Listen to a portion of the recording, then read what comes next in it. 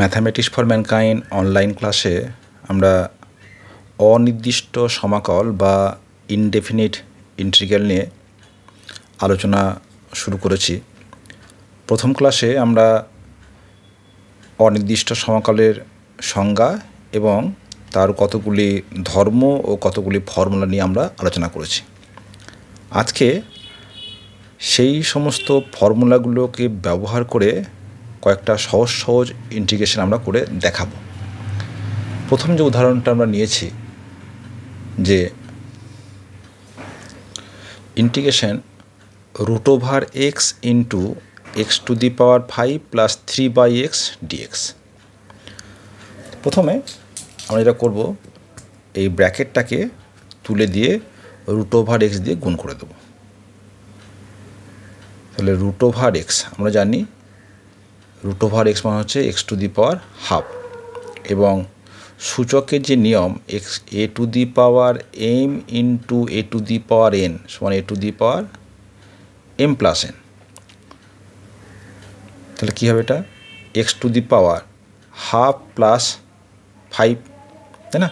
5 plus half সমান কত হবে 11/2 প্লাস 3 ইন্টু x⁵½ হবে x⁻⁻½ dx।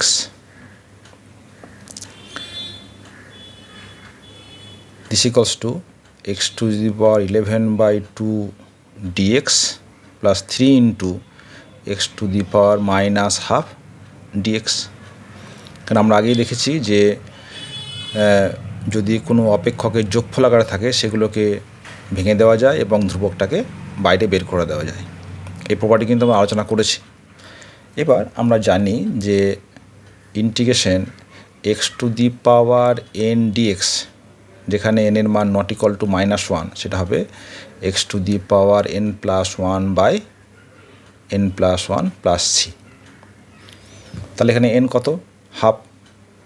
তাহলে x⁻, এই half 11/2 plus 1/11/2 plus 1 plus 3 into x⁻⁻½ plus 1/-½ plus 1।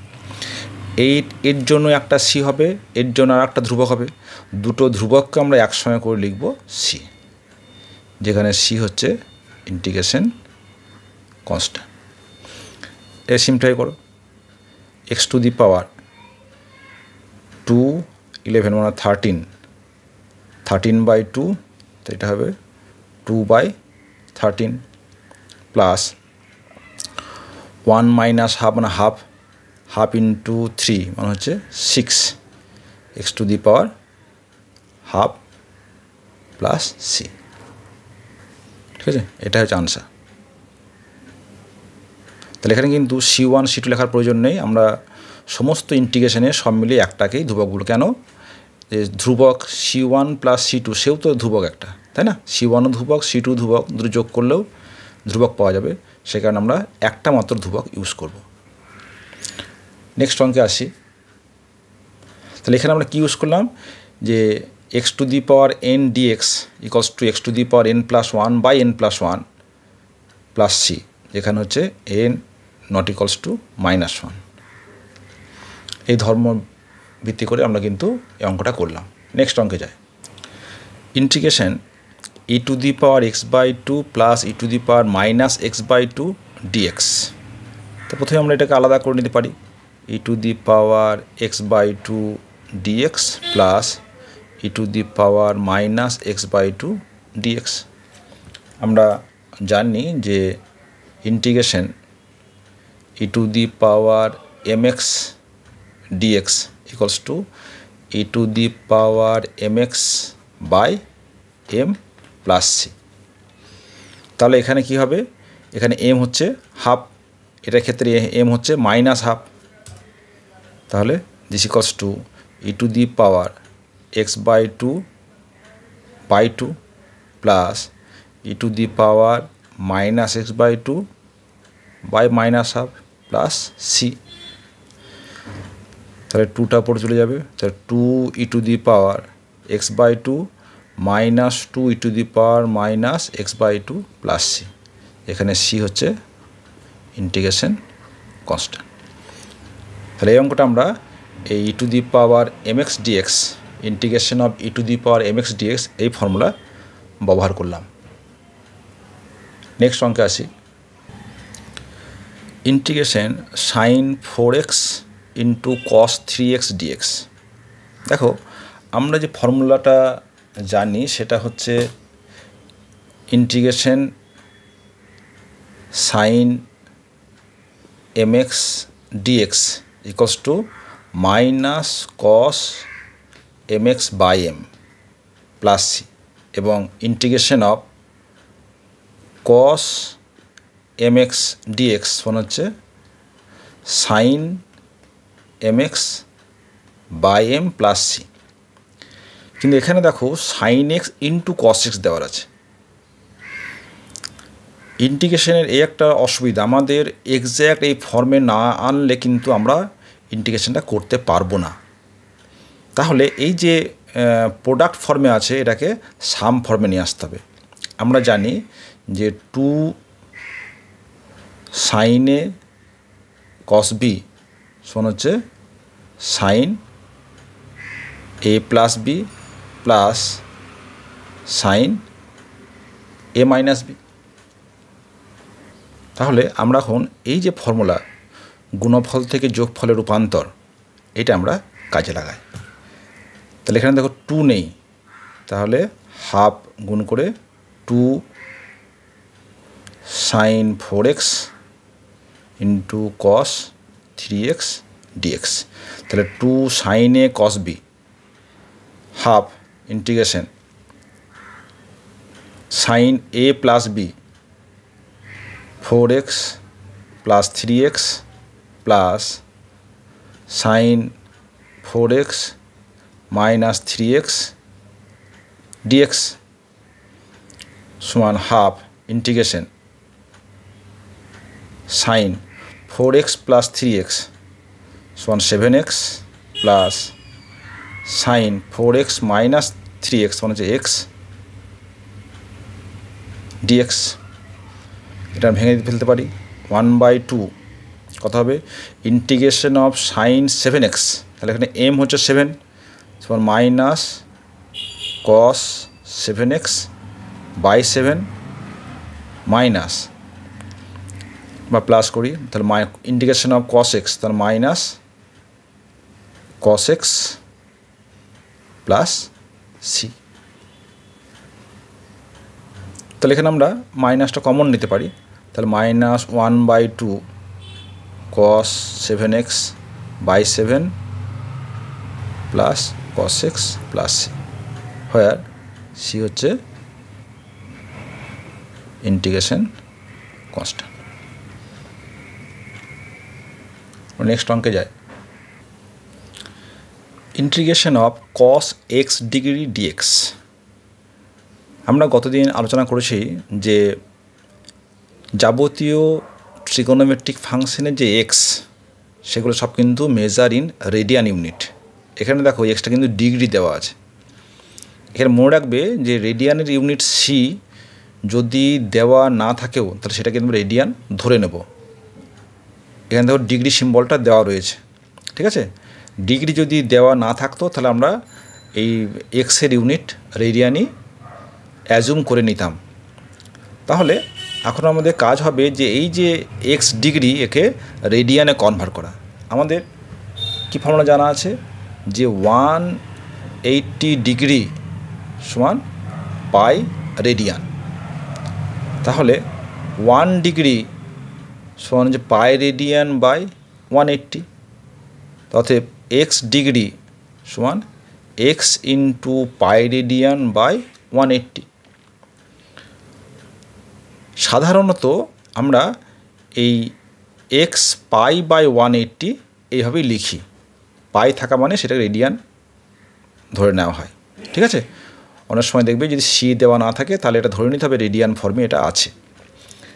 তাহলে আমাদের কি দাঁড়ালো, ইন্টিগ্রেশন কস এক্স ডিগ্রি সমান হচ্ছে পাই বাই 180 ইন্টু এক্স, এটা রেডিয়ান ডিএক্স।